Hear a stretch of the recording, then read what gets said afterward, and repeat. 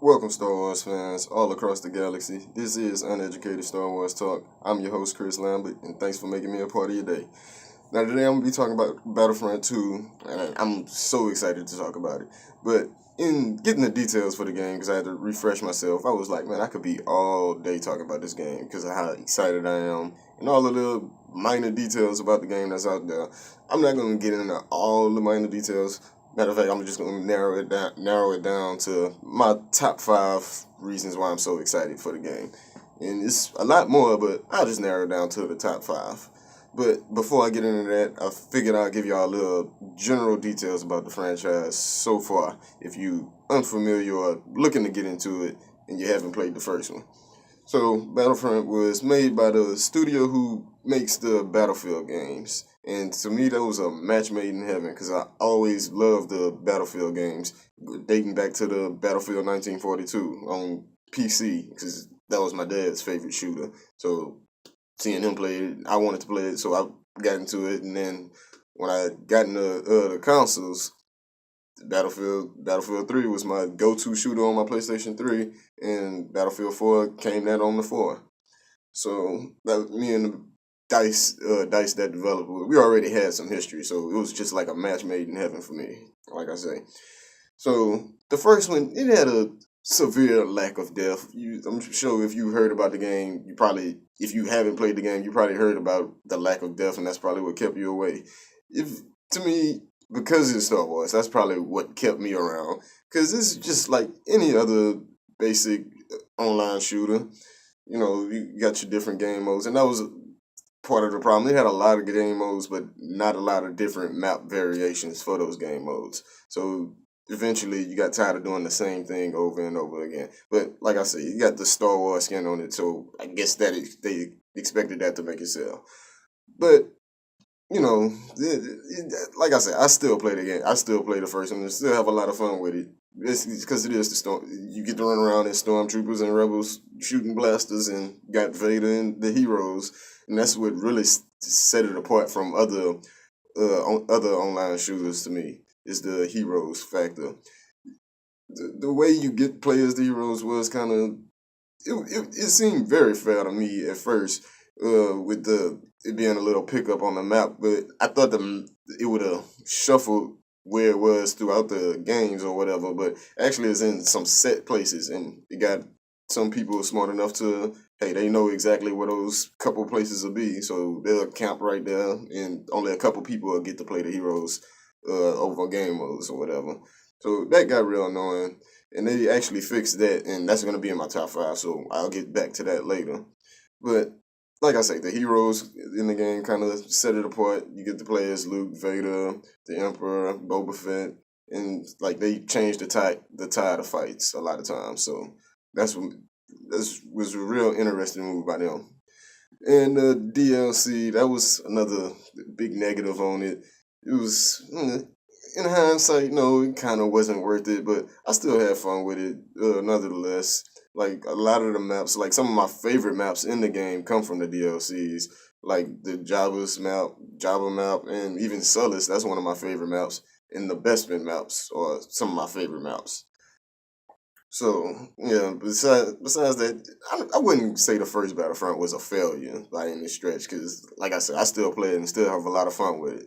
So, but it was lacking in a lot. A lot of people say it might have been rushed just so it could meet the deadline of when the Force Awakens was coming out. So hey, we'll have the game to get us even more excited for the Force Awakens.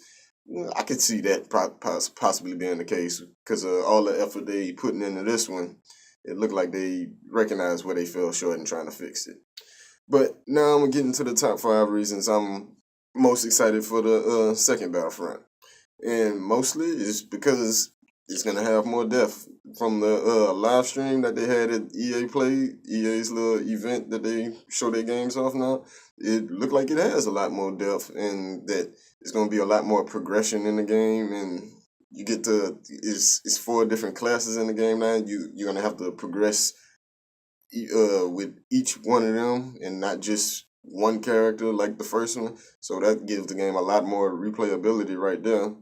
So I'm super excited just for just for the game's lifetime. Basically, I'll be able to play it a lot more, and just not just because it's the Star Wars skin on it. I'm actually got goals. I want to up the assault class all the way. I want to up the heavy class all the way. I want this certain blaster that only the specialist class can get. So right there, that give it a lot of replayability right there, and it make you want to try new weapons, and it really forces you to try new weapons because certain weapons only pop up and can only be used by certain classes. So it makes you change your playstyle and makes the game just more interesting to me.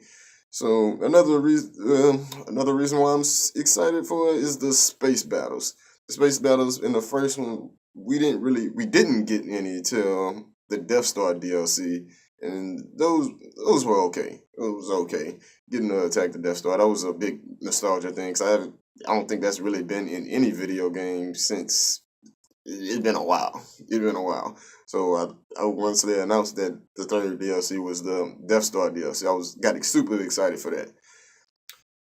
Now the next reason, really, the Death Troopers. I love the Death Troopers, and I just wanted to throw them on my list because they like my favorite class of trooper in Star Wars right now. They got introduced in Rogue One as Krennic's bodyguards, but we've seen them in Rebels protecting Thrawn too. So I think it's a bigger thing with them, and I can't wait to dive more and learn a little bit more about the Death Troopers because they're like I say, they're my favorite class of troopers. They're like the elite stormtroopers. They like the Navy SEAL of stormtroopers. Well, maybe not the Navy SEAL. Maybe I think that's what we're getting in the campaign. It's like the Navy SEALs with Iden and Inferno Squad. But I guess that's a good segue into the next reason why I'm so excited for it.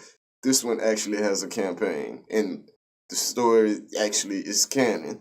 And is when I say canon, I mean it actually takes place in Star Wars universe. It counts towards the universe, and we get to play through that. I'm so excited for that because it's set after the events of Episode 6, leading up to Episode 7, and that's so exciting because we really haven't we've got a book, we've got a couple books within that era, but it's nothing too meaty. You know what I mean? Nothing like with big story implications.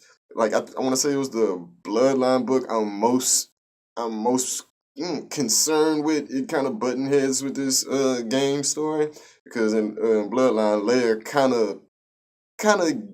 of finds out the the beginnings of the First Order, which I don't think she finds out, but what she was going up against was the beginnings of the First Order with the Maxine warriors because they was training the troops for the First Order.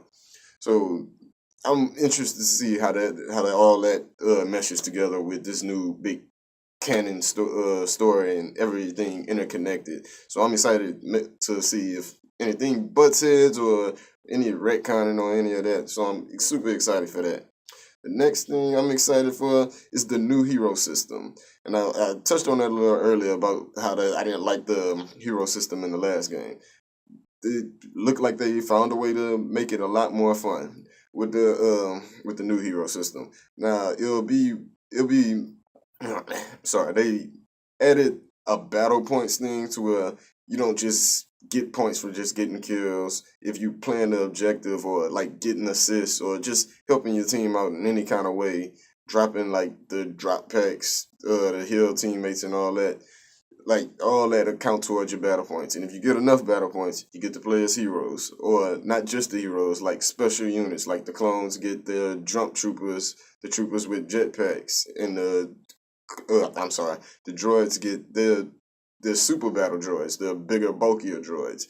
So all that seemed like a very good way to implement getting special troops into the playing field. And that's actually how the vehicles are gonna work too. The battle points will go towards you getting vehicles, and I do believe only be like a certain amount of each class at one time. So that hopefully it won't be no balance issues with too many people being in one class or too many people being special troopers at one time. So hopefully they handle that to keep the game real balanced. But other than that, that's my top 5 reasons for why I'm most excited for Battlefront 2. Why are you excited for Battlefront 2? Let me know in the comments. In the comments, give a like and a subscribe, and thank you. I'll see you next time.